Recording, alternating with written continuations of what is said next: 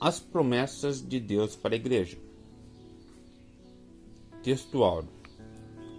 Pois também eu te digo que tu és Pedro, e sobre esta pedra edificarei a minha igreja, e as portas do inferno não prevalecerão contra ela. Mateus 16, 18. Verdade prática. As promessas de Deus para a igreja são gloriosas, promessas de vida eterna, de poder e glorificação final do nosso corpo. Vamos estar lendo então a leitura em classe.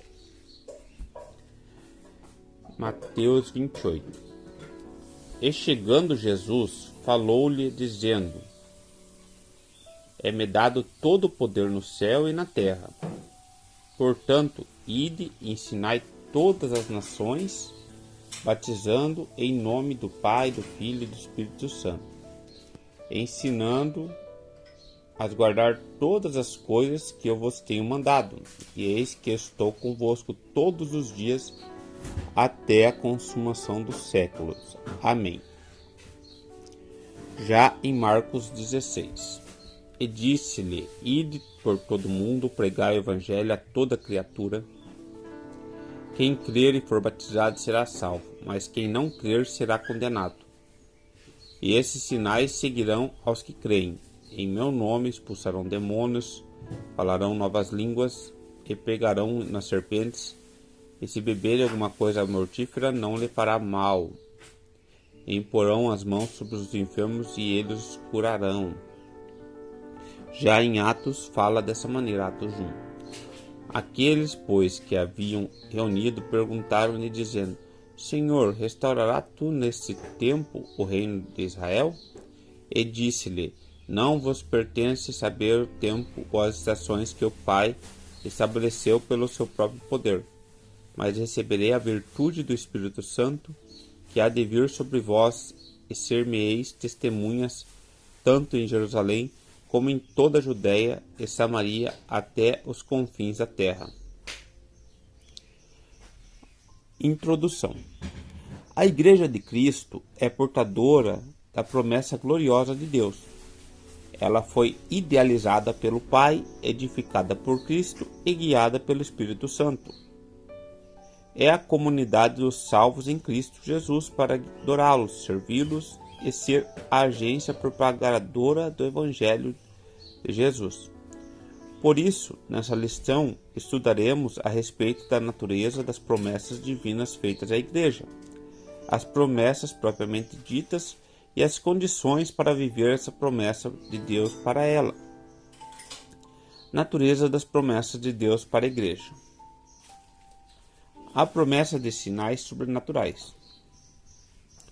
O Evangelho de Mateus revela o estabelecimento da grande comissão de Cristo para seus discípulos. Nessa comissão, 3 palavras resumem a tarefa. São elas: ide, ensine e batize.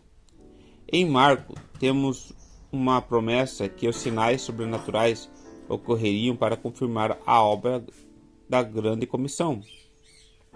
Dessa forma, como Igreja de Cristo, ao proclamar a mensagem de arrependimento e salvação, devemos esperar que milagres em nome de Jesus aconteçam com realidade de que o reino de Deus está agindo no mundo.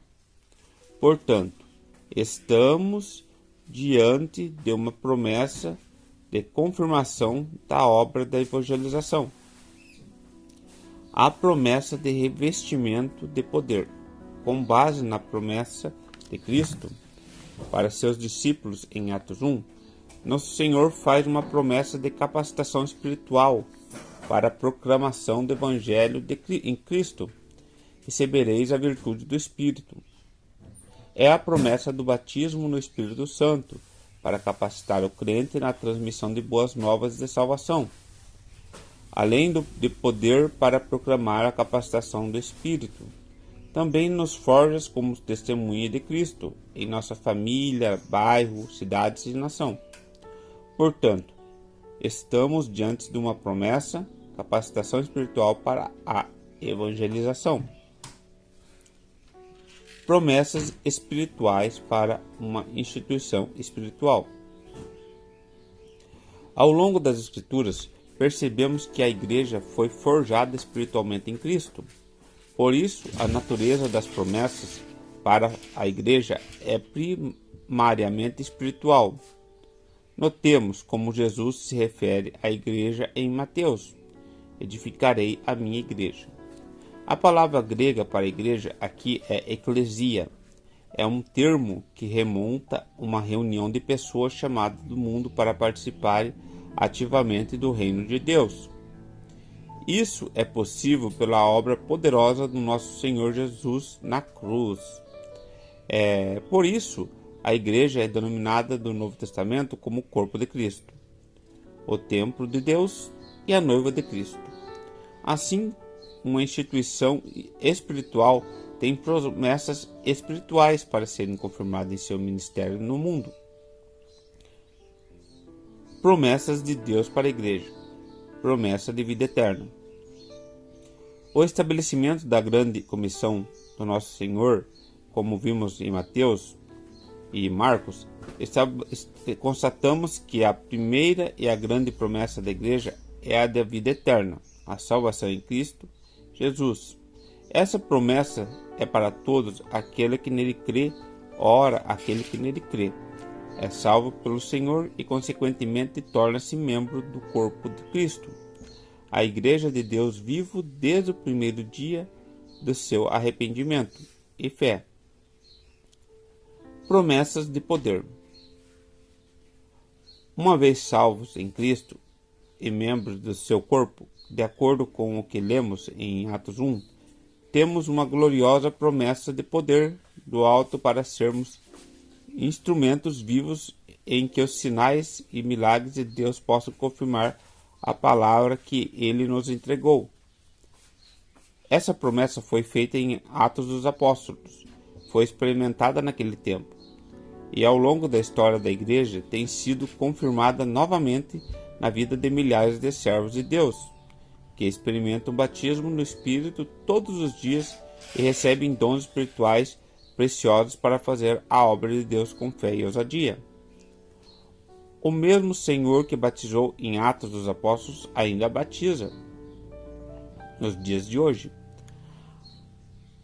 A promessa da glorificação no corpo. No mesmo corpo do texto bíblico em que se encontram as promessas de revestimento de poder, também se encontra a promessa da vinda do Senhor. Varões galileus, por que estáis olhando para o céu? Esse Jesus que dentre vós foi recebido em cima do céu há de vir assim como aquele que o céu ouviste ir. Está em Atos 1, 11. A palavra de Deus nos mostra que quando o nosso Senhor arrebatar a igreja, seremos semelhantes a ele, porque assim como o veremos, quando o nosso corpo for glorificado, veremos face a face, e conheceremos como também ele nos conhece. Que promessa gloriosa, não é? Condições para viver as promessas de Deus. É preciso crer.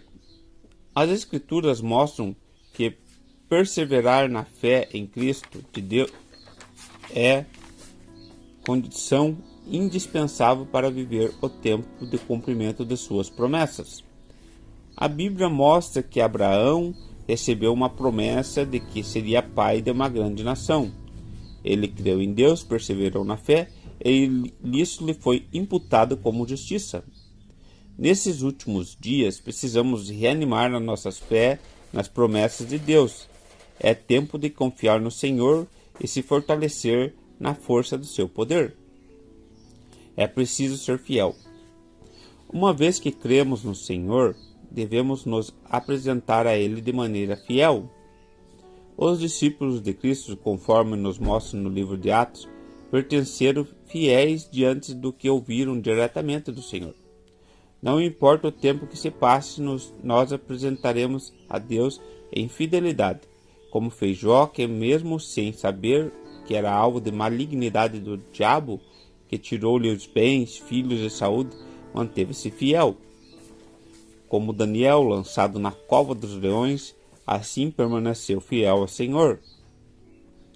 Tornemo-nos às palavras de Deus: ser fiel até a morte e dar-te-ei a coroa da vida. É preciso obedecer a Deus. Obedecer é a condição para que Deus cumpra suas promessas na vida de alguém ou de um povo, bem como na sua igreja. A ordem era clara para os discípulos: ficai, porém, na cidade de Jerusalém, até que do alto sejais revestidos de poder.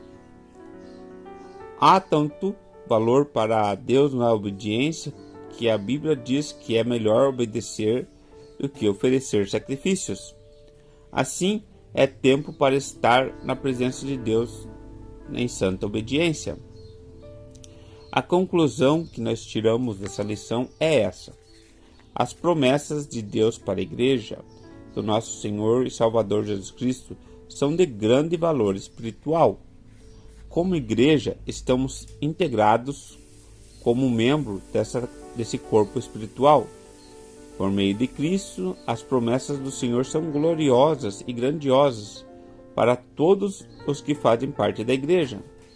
Nele viveremos as promessas de vida eterna, de poder e de glorificação final do nosso corpo. Os planos de Deus para sua igreja são infalíveis. Finalizando a leitura dessa lição, vamos ver quem foi o comentarista. O comentarista foi Elinaldo Renovato.